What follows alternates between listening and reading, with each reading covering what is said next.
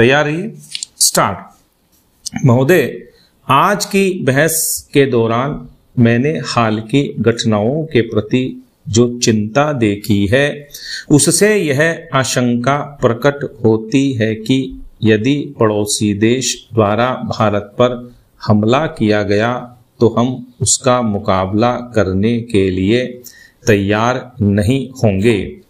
सीमा पर हाल में हुई घटनाओं की संख्या और खासकर एक बड़े मुल्क द्वारा दी जा रही सैनिक सहायता को देखते हुए निसंदेह यह आशंका सही लगती है।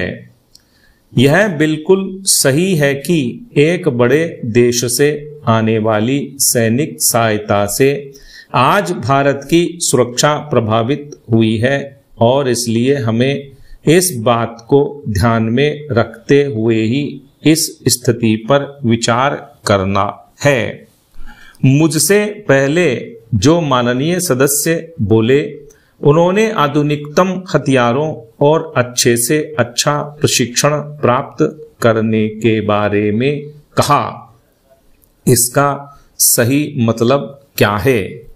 मैं सोचता हूं कि युद्ध के उपकरणों में जितनी उन्नति हुई है उतनी और कहीं नहीं हुई है। इसका नवीनतम और अंतिम उदाहरण परमाणु बम या हाइड्रोजन बम है। यही इस प्रक्रिया की चरम सीमा है।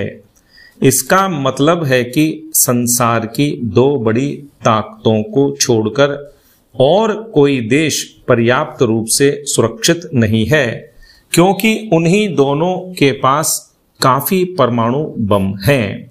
तब किसी देश की समुचित सुरक्षा की जांच कैसे की जाए?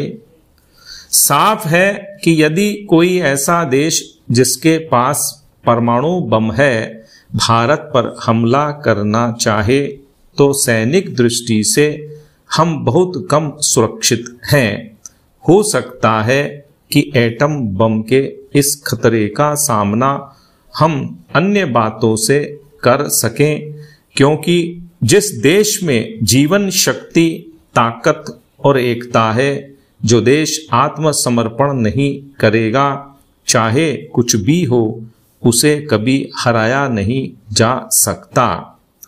इसलिए मैंने प्रायः कहा है कि एटम बम का असली जवाब अन्य क्षेत्रों में निहित है।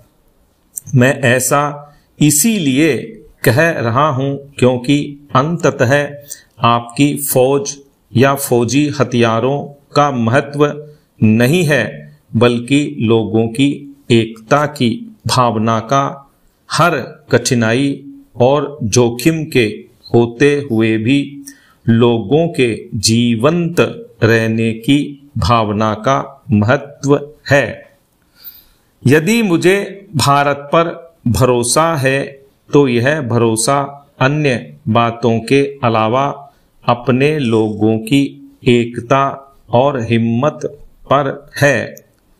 यदि यही कमजोर है तो फिर चाहे कितने ही टैंक या हवाई जहाज झोंक दें, कोई फर्क नहीं पड़ेगा। टेक्नोलॉजी में इतनी तेजी से तरक्की हुई है कि अगर दुर्भाग्य से भविष्य में कोई बड़ा युद्ध हो तो शायद युद्ध कला के बारे में पहली लिखी गई हरेक किताब और पिछले युद्धों में इस्तेमाल किया गया हरेक हथियार पुराना लगेगा। इस नज़र से देखने पर संसार के केवल कुछ ही देशों को छोड़कर शेष सब देश और भारत में हम पूरी तरह पिछड़ गए हैं और फिलहाल हमारे लिए किसी तरह का सहारा नहीं है। सुरक्षा के लिए किसी मुल्क की ताकत किस चीज में होती है?